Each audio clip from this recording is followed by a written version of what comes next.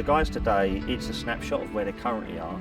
Hopefully they'll go away and we'll give feedback and information, identify where they're strong and where they're weak, and then they've got something to work on for the next time they're tested.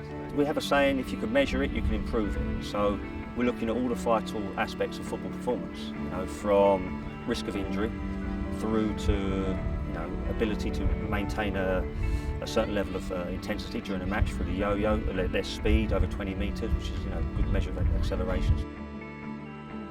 Last season, without sounding too cliche, it was a real tale of two halves. Up till Christmas we were unbeaten, feeling fit, feeling strong. Unfortunately after Christmas we really tailed off, struggled massively. I think we lost focus, we lost fitness, and unfortunately that showed in our performances. I think we need to focus, be stronger, we need to work harder, and we need to rise to the challenge really. Last season didn't start ideally. We lost our first 6 games. In terms of fitness at the start of the season, a few of the boys had come back from holiday and no one was really feeling as sharp as they could have been. As the season went on, more and more games, people got match fit, and we ended up going from the bottom of the table to pushing promotion. I think today for me is a bit of a wake-up call for the team. I think it's where we can all take a look and give ourselves some form of self-assessment on where we are at the moment and where we potentially need to be for the coming season.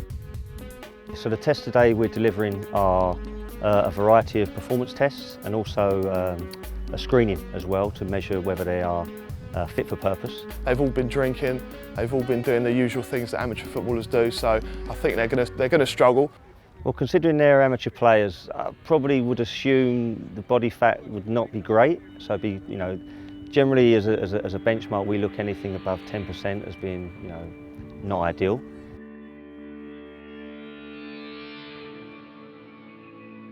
In terms of their power, they probably won't be that well trained, so even a jump test, we would look at anything above 60, 70 centimetres as a good score. They'd probably be, anything above 40 for them I think would be decent.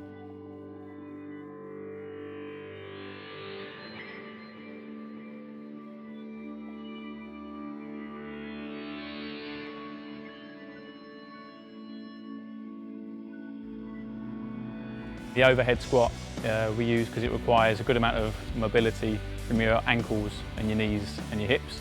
And then when we put the hands above their head, then that brings in their upper body and their shoulders. A lot of guys tight ankles or stiff ankles. A few stiff in the hips as well, and a few stiff in the shoulders.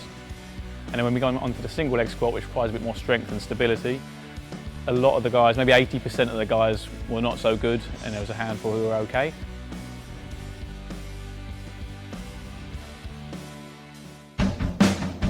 If someone was describing my diet, I'd probably say it involves not too much good stuff, more takeaways during the week because I can't be able to cook. I do like the odd beer and cider and whatnot, but I don't really stick to too much of a diet plan. I think if I dedicated myself to more fitness, I think it'd take my game to a higher standard. From the tests that we've already done, it's been enjoyable so far. I thought maybe I'd do a little bit better on the jump-in, a bit disappointed not to be in the lead, but I did all right. I think the time for me that I'll do best is probably in the endurance tests. Yeah, out on the field, a little bit more football-specific work and in the testing.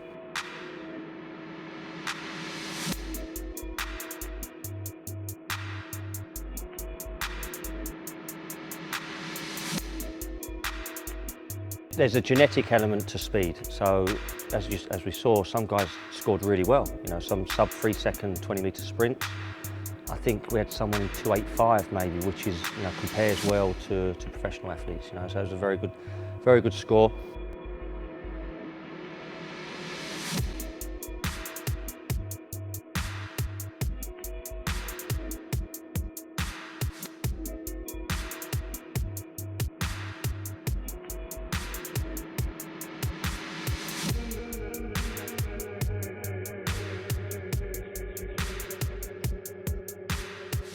The arrowhead agility flagged up a little bit, maybe they're not so agile compared to professional footballers. They didn't move that well, the times were, we would expect below 8 seconds and probably 7.7, 7.8 is a reasonable score. The guys were all pretty much 8, 8.5, maybe some 9s as well. So it flagged up, they're not as agile as professional footballers.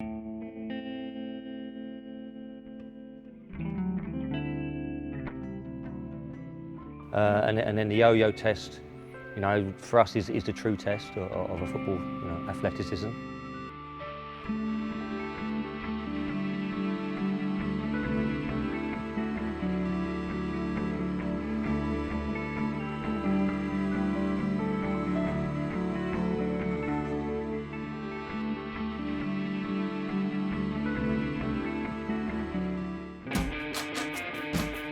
A reasonable benchmark for a professional footballer is level 25. The best we had today was 18. You know, but the good thing is that's very trainable as well, so we can improve that, and as a benchmark for the first day of pre-season, it's not too bad. What we can all take from today is that there's a lot of room for improvement. You know, we've all got to just stick together and work as a team. It's a wake-up call to everyone. It's a wake-up call to myself, but one that I think, well, especially myself, I'm thriving under trying to improve myself and then improve my game overall. I think hydration was a massive factor today. Obviously it's a warm summer's day and it played a big important part. We were pushed to our limits physically, and without hydrating beforehand and afterwards, I don't think we would have achieved the same level of results.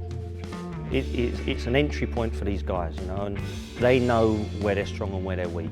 They're not a professional football club, so, you know, whereas we would look at the test results and act upon it, it's going to be down to them, or whether it's the coach that does that, whether they do it individually, or whether they seek additional help from, you know, some experts out in the field.